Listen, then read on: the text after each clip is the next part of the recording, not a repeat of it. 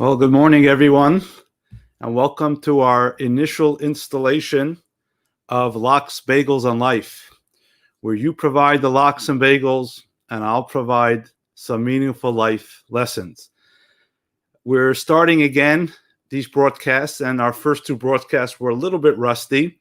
So those that are listening on Facebook and YouTube, if you can just send me a quick note that the sound is working and everything is working. Do I see a note? Somebody has a sad note. If you could just send me a note, make sure sound is on, sound is good. It looks like on my end it's all good. Then we can continue with our regular broadcast. I hope we are on well. So as soon as I get a note, we will begin. In the meantime, I want to let you all know that you can always come to this URL and you can always find the latest links of the current programs as well as the recordings of our past programs. So if you don't make it on time, I'll be here 11 o'clock Sunday morning, 8:30 Wednesday morning, and 2 o'clock Friday afternoon. But if you can't be here, you can always log on later to jewishcenter.info/Rabbi Shemtov. I see a few notes coming in. Let me just make sure we're good. Working. Good morning. Sound is fine. Perfect. We're back on track. But once again, make sure you can always find the latest information on jewishcenter.info/Rabbi Shemtov. Now, in general, these are part of our regular ongoing virtual sessions as we still are trudging our way through the pandemic. And you can always find our updated programs on jewishcenter.info/virtual. And they're not only my programs, but Rabbi Weinstein programs, Rosie Weinstein programs, Hebrew School, and all the wonderful things that are going on our at Lubavitch of Bucks County. So remember these two links, jewishcenter.info/virtual, jewishcenter.info/Rabbi Shemtov. So, my dear friends, what is going to be the topics of today? Well, I'm going to keep it very loose. And when there's an issue or a topic that comes across that in discussion with people throughout the week, I will share it with you, or something that I come across in my own personal studies and bring it up as I think it's important.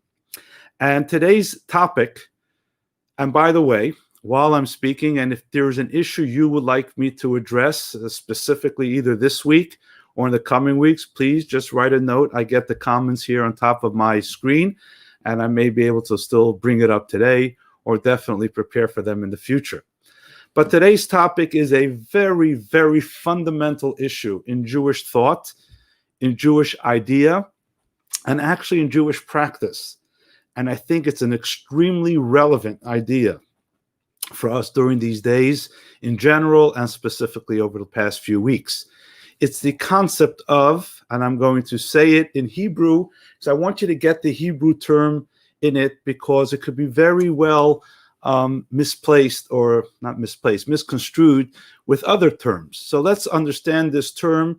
It's called hashgacha pratis. I'm going to bring that up on the screen here. Hashgacha pratis. Let's say that together, wherever you are. Hashgacha pratis. Now, what does hashgacha pratis mean?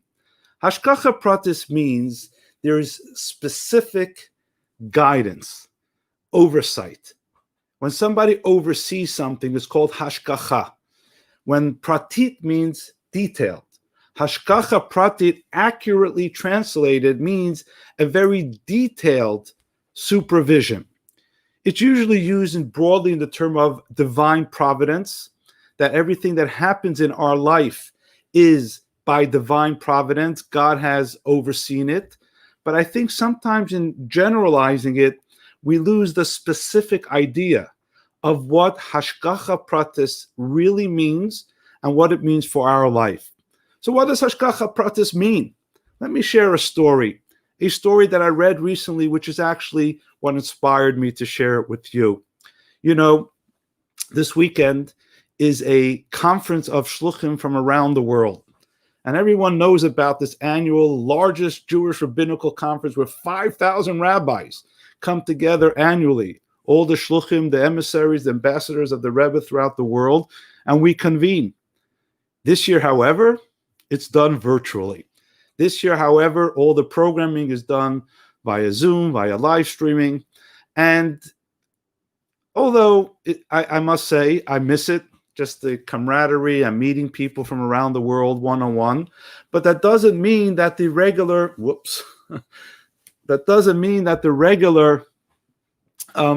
interaction and inspiration is there. And I heard a story of one of the shluchim, of one of the Rebbe's ambassadors around the world, share the following story. And this may be a story of hashkacha pratis, or a story of the shluchim. Which way does that go? The story of the shluchim. Whoa, this is not going well. All right, there we go. It may be the story of shluchim, but it really tells us a story of this concept of hashkacha pratis that can apply to everything and everywhere. So this is a shliach, this rabbi, is going down the expressway. He happens to be in New York, he says, and he's going down the FDR, and he misses his exit into Manhattan.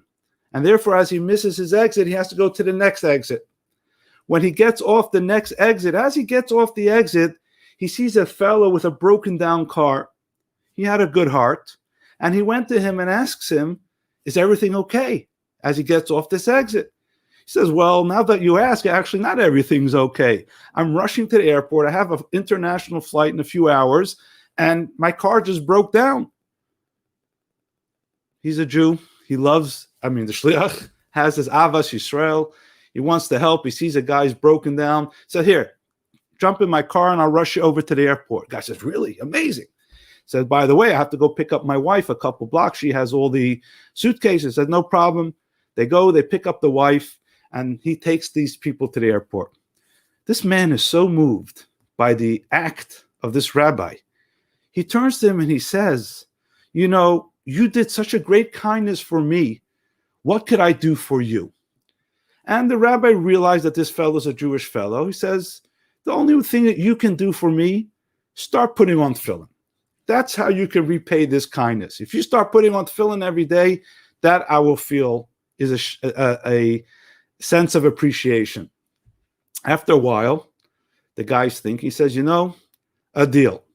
Not only am I going to start putting on tefillin every day, but my wife will also start lighting Shabbat candles every Friday, because I'm so touched by your generosity, by picking me up and getting me to that airport. And they get to the airport, car's quiet, obviously something is going on here. And the rabbi looks in the back where they're both sitting, and he sees the wife is very serious and actually in tears. As they arrive to the airport, the husband jumps out of the car, takes out the suitcases. The wife remains in the car when she has a moment with the rabbi and says, you have no idea what you have done. See, my husband grew up in an Orthodox observant home, but he was so disappointed and so let down by certain things that happened in his life that he rejected it totally. To the extent that although I'm a Jewish woman and somewhat traditional, when we dated and we got married, we made up that there'd be absolutely no religion in our home. He was so discouraged by what he saw and whatever happened to him. And I went along with that until a month ago. A month ago, my mom passed away.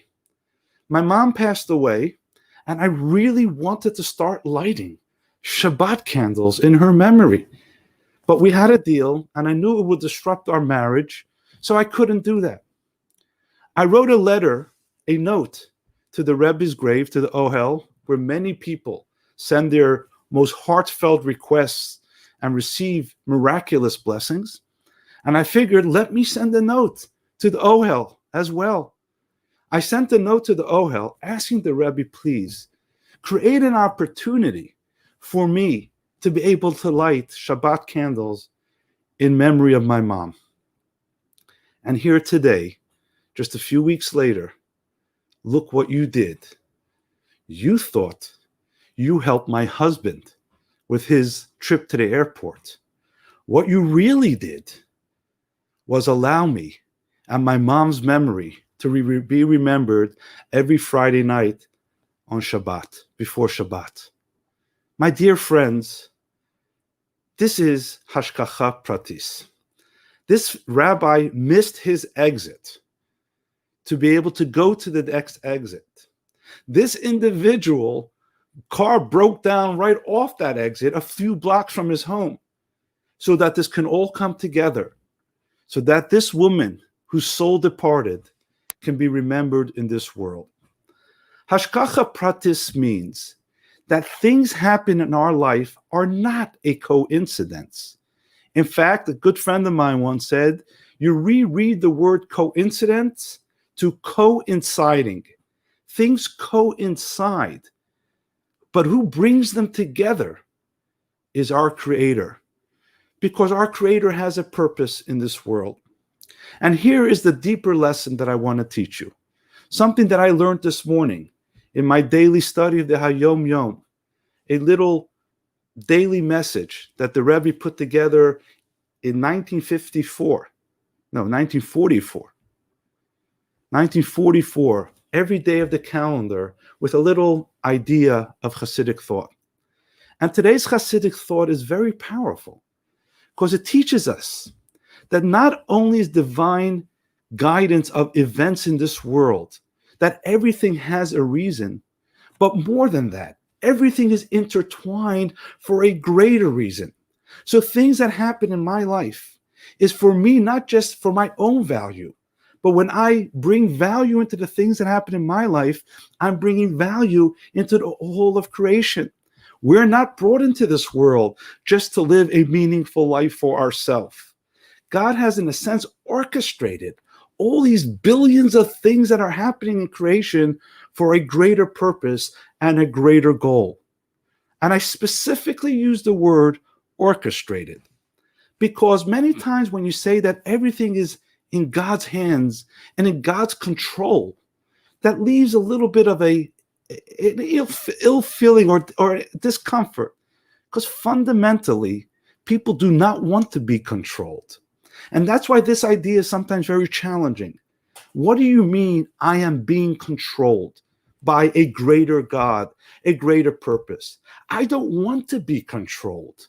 I want to live my own life. I want to live myself. And that's why I use the word orchestrated. Because when there's an orchestra and the maestro is standing there and guiding everyone when to play the right music, what does a maestro do?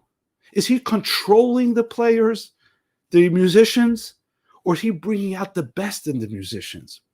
Is he allowing the musicians to shine, or is he suppressing their creativity? Ask any musician, and they will tell you that a true maestro brings out the beauty of each musician, so that the general orchestra and this general symphony can come out in the most beautiful way. And that's what Hashkacha Pratis means. Let us all remember, we're not each playing our own fiddle, our own cello, our own drums, our own instrument.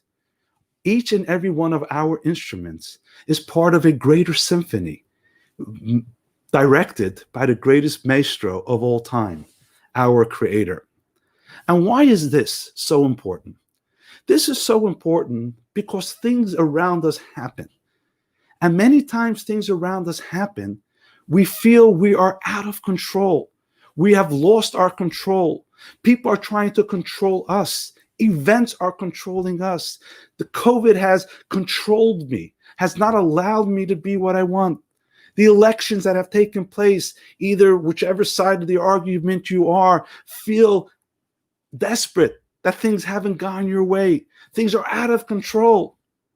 And that's the choice that you have to make. And that's the tool of Hashkacha Pratis. If you feel controlled, that's your choice. You should never feel controlled. You should be in control. And how are you in control when you realize you're part of a symphony? Don't ask yourself, or don't harp on what you cannot do as a result of COVID.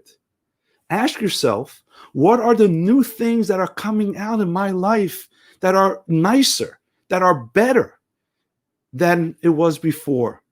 What is the symphony? What is the music that this is causing me to create a better sound and a better music? We should never allow ourselves to be controlled by events around us. We must ask ourselves, what do these events bring out within me towards a greater good? And I want to finish that I speak from my own experience. This very interaction, this idea that I am doing online broadcasts on Facebook, on YouTube, wherever we are, is so out of my box, is so out of my comfort zone. I have never done these things before COVID. But when COVID hit and we needed to find a new way to guide and inspire, I went out of my box to do this. And there's gained so many new opportunities of being taught. Things that I don't even know. I was taking a walk down State Street. I do my daily walks. And I see there's a shop owner who's hanging up his holiday decorations himself. Pretty successful business he runs here on State Street. And I told him, you're inspiring me. You could get somebody else to do this, but you're doing it yourself because it's very important to you. And he says, really, Rabbi? I want you to know that you inspire me. I said, how so? He said, I've been listening to your online Facebook messages, and I've tried to give it to my children and grandchildren that they should listen to it as well. Now, I want to tell you that I never in my mind would have ever imagined that that individual would be inspired by the talks and thoughts of Torah that I share online. But they were. And so there are people in different states that have tuned in and have been able to study and learn. And of course, the many people in our community, which I'm able to interact with much more often than I did before. So you see, either we allow things to control us, or if we remember that Hebrew word, hashgacha pratis, that everything is orchestrated and every detail is there to allow you to bring out your note, play your music in a more forceful way. Not only will you be living a more meaningful and happier life, but you will be fulfilling the purpose not only of yourself, but of all those people around you. So I want to ask yourself to do one thing today. I want to ask yourself to think about hashgacha pratis. We are all now in a situation, whether it's COVID that's getting you down, whether it's the elections that are getting you down, whether it's the fact that whatever's happening in the aftermath of the elections is getting you down. Everyone has a reason to be upset today. But also, everyone has a reason to turn that into something of joy, purpose, and meaning. And therefore, think about what's getting you down. Which of these things? Is it politics? Is it health? Is it COVID? Or is it other things? And try to think of one idea that you can take and transform from that negativity to be able to understand hashgacha pratis, that everything in our life is part of an orchestra to bring out the beautiful music of creation, of those around you, and of your own personal life. So my dear friends, I'd like you to understand this message in a very, very meaningful way, and hopefully we'll meet you more often. And if you have any other ideas that you'd like me to discuss or to elaborate on the Sunday morning sessions, please feel free to do so. For now, I will be meeting you again on Wednesday morning, and you can find a link on jewishcenter.info/Rabbi Shemtov, and then on Friday again for our sermonette. For now, have a wonderful week, a meaningful week, a week in where you're really able to understand, and not only understand, let me get that off, not only understand, but feel the idea of the beautiful music that is playing around you, playing within you, and through you to other people. Have a wonderful week.